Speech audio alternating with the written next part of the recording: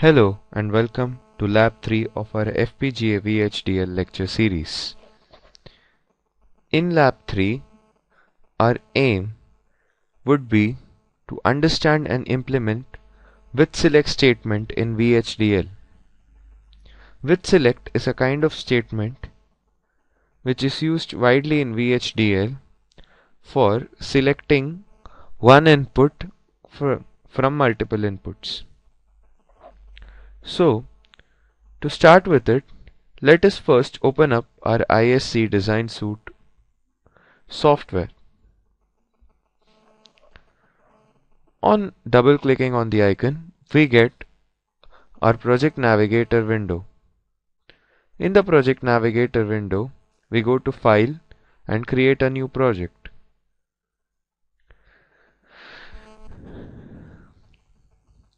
We can name the project as withSelect,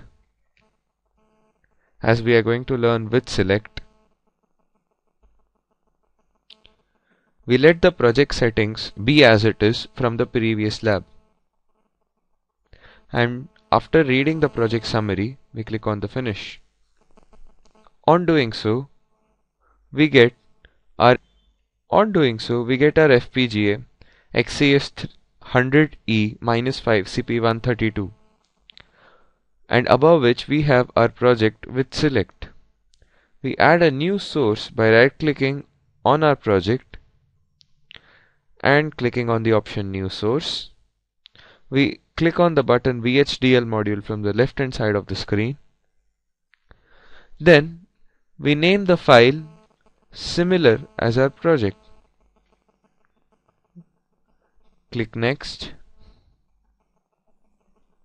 Next, and Finish.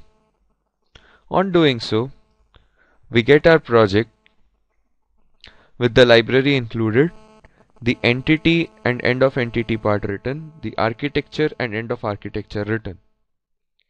So, withSelect statement is used to select one input out of many, and the selection is based on some control signal.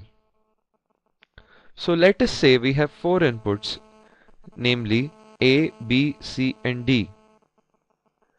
Let the control signal coming as an input to our system be called control simply. So let the output of the system be Z. So the output of the system must correspond to A when the control signal is 0, 0. Since we have to control 4 input signals, we need at least 2 bits of control signals. So, when the control signal is 0, 0, Z corresponds to A, it corresponds to B when the control signal is 0, 1, C when it is 1, 0, and D when it is 1, 1. Simple. So this is just like a multiplexer with a control signal, multiple inputs and one output, where A, B, C, D are our inputs, Z is the output, and control signal is again an input. So we go on to declare our entity, starting with the keyword port and an opening round bracket.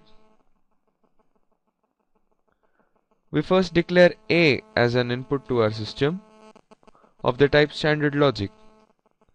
The keyword in turning blue signifies that it's an input. Similarly, B is an input to our system under standard logic, C of the same type,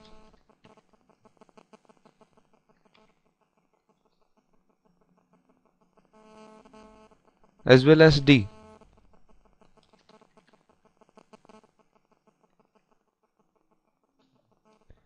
Now we have an input called control,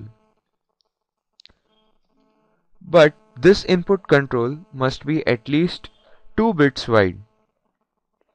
So here we introduce a new form of declaring the input, that is standard logic, but here we have an extra underscore and an extra word called vector, which instead of making it a 1-bit input, converts it into two separate bits referred by the same name.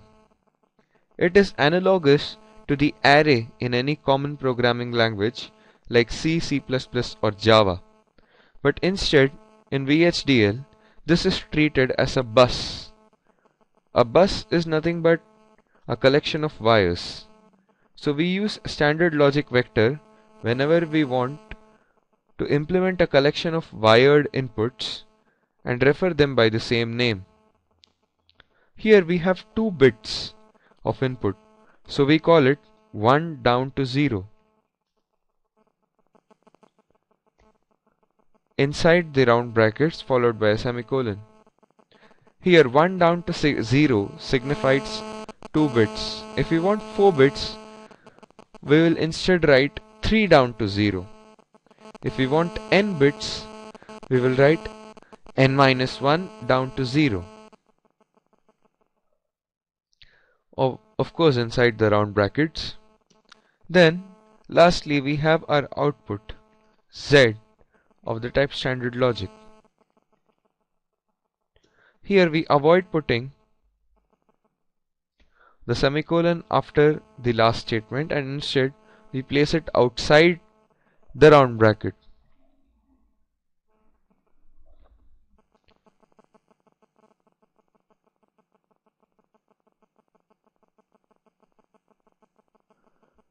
Now moving on to the architecture.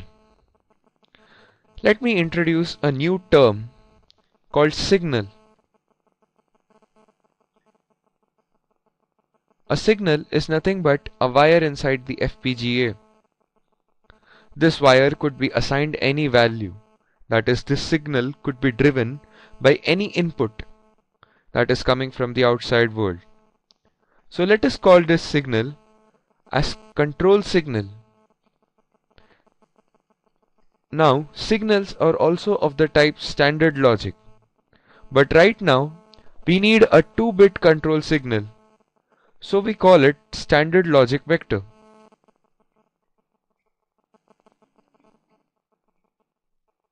So our control signal is 2-bit wide, so we name it as of the type standard logic vector, but since it is 2-bit, we go from 1 down to 0. Here notice that the word down to turns blue.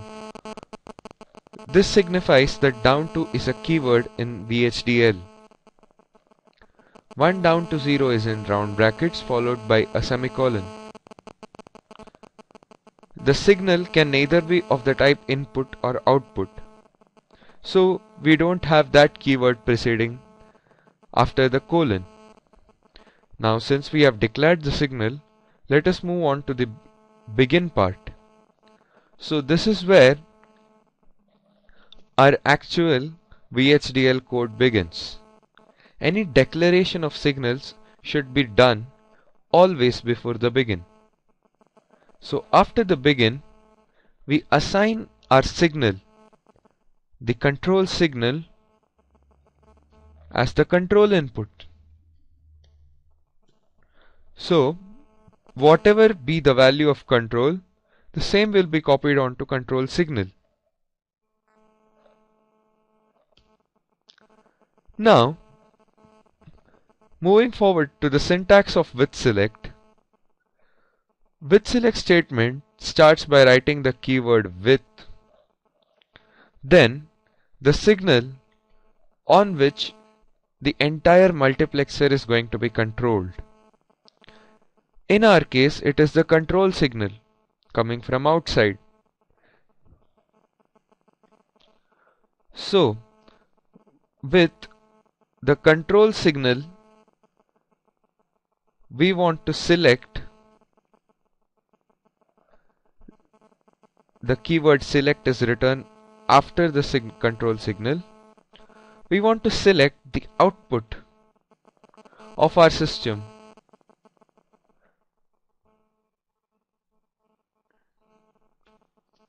being assigned to the input A. when the control signal is 0, 0. Then we use a special character comma, as we want to continue this further for 0, 1, 1, 0, 1, 1.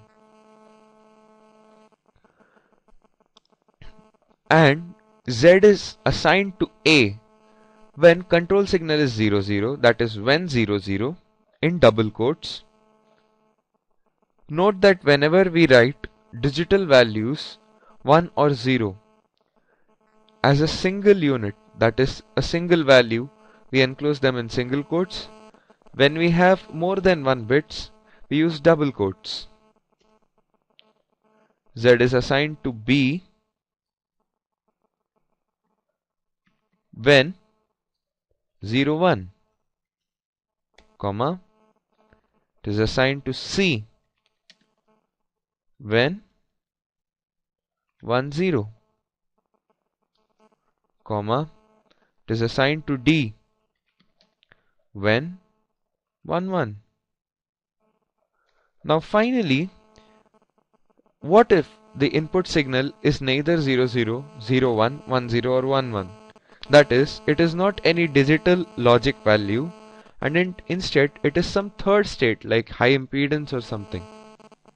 So we always must define an others condition with select. So our output will be the logic low when any of the input is not matching with our conditions, that is, it is others. This completes the syntax for with select statement. Now let us go ahead and synthesize our code. On hitting the synthesize button and saving our program, we see here that the synthesis tool is synthesizing our code. If a green tick appears, it means that our code was successfully synthesized and hardware could be made out of it. Here we can clearly see the green tick given by the synthesis tool. That is, hardware could be created out of our code. Let us check the technology schematic made by our code. On double clicking this,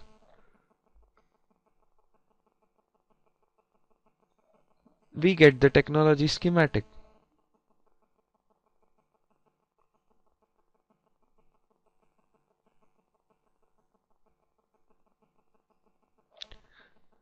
Here is the multiplexer that we created.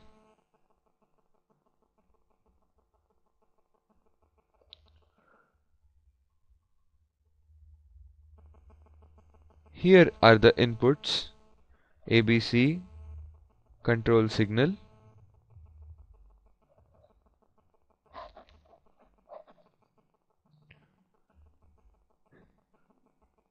so thus we know how to behaviorally model a multiplexer using with select statement. That's it for Lab 3. In Lab 4, we'll learn some other statement using Vhdl and implement it in a similar manner. Thank you.